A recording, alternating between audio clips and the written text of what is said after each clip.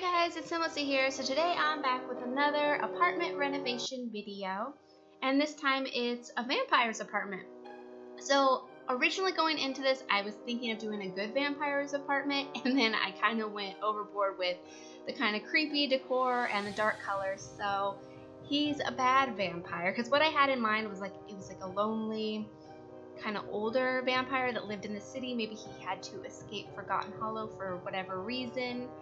And yeah, he just kind of lives a solitary lifestyle, and he might trap people from the city and keep them in his creepy little dungeon thing that you will see in a little bit. So yeah, hopefully I don't weird you guys out, because I did go a little bit overboard creepy with this apartment. But I think I would like to do another vampire build, but probably a house, and make it for actually a good vampire. So that'll be to come sometime hopefully soon. But anyways, hopefully I don't sound too awful. I've been rather sick the last couple of days and sleeping a lot, so I'm a little groggy, and yeah, I just had a little bit of the flu, I think. I don't know, so I think I'm getting better. But I wanted to get this out there because Sim Logan actually requested for me to do this build. He left a comment and yeah, requested that I do a vampire apartment, so I wanted to get this up. And I actually had this decorated several days ago, but with the contest for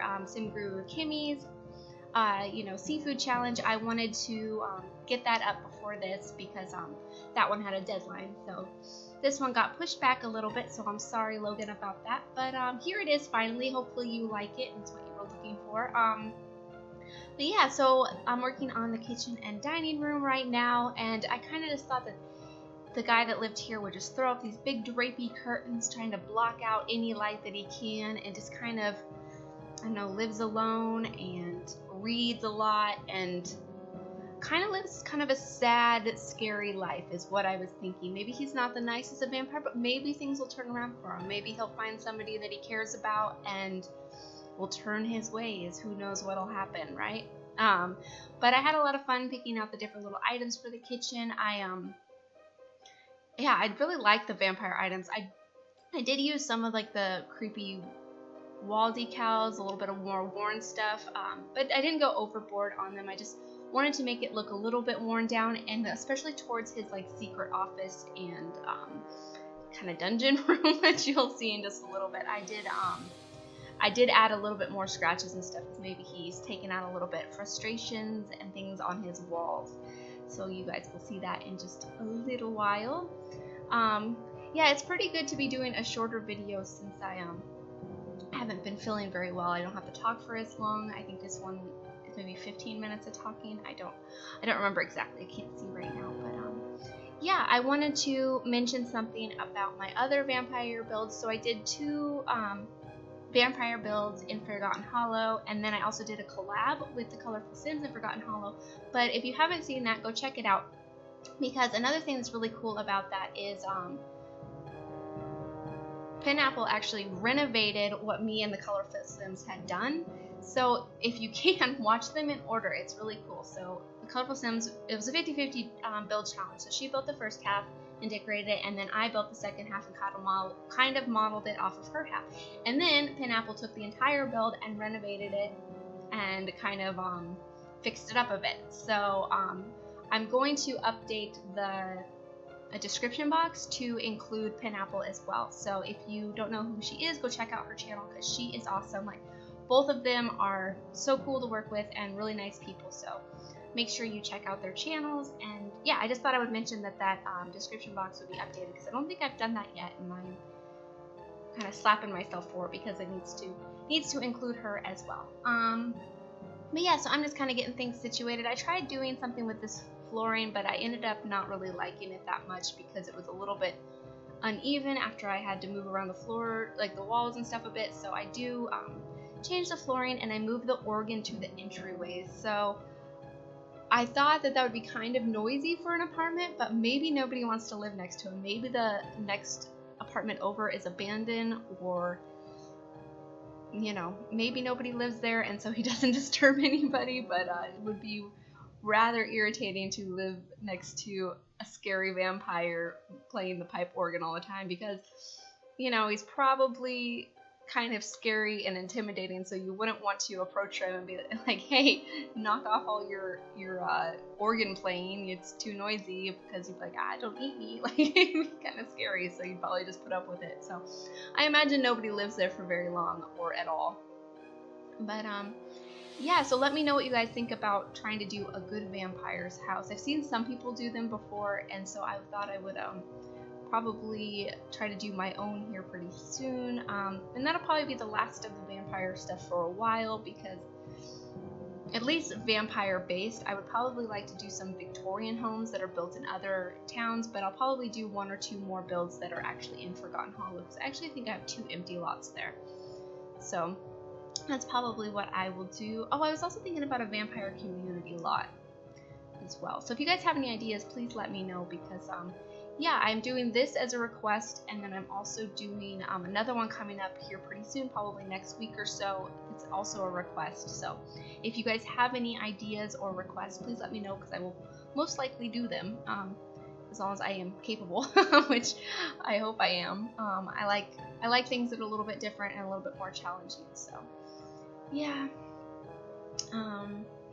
Anyways, I'm not really sure what to say about this apartment, because I feel like it's kind of self-explanatory. I'm just decorating it with vampire stuff.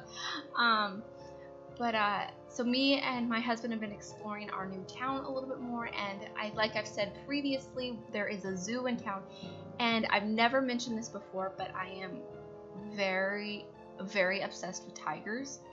And I like them a lot, and we went to the zoo, and I knew they had a tiger, but usually, a tiger is they have a really large cage for it, and it's usually hidden in the back in some grass and kind of keep to themselves, because tigers are quite solitary animals to begin with.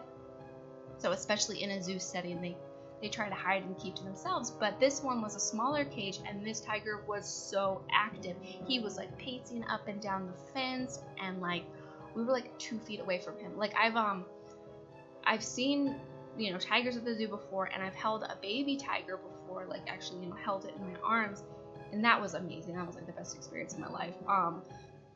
But something about a full-grown male tiger 2 feet away from you is crazy. Like, it was such a weird feeling. Like you know how like powerful they are, and how like his paws were huge and his head was huge, and he was like kind of not growling, but kind of like or like making a little bit of noises and stuff. It was the coolest thing I have ever seen in my entire life. I was so impressed, because our zoo is so small, and I didn't really expect there to be much. I knew they had the tiger, but like I said, I thought you would really be able to see it.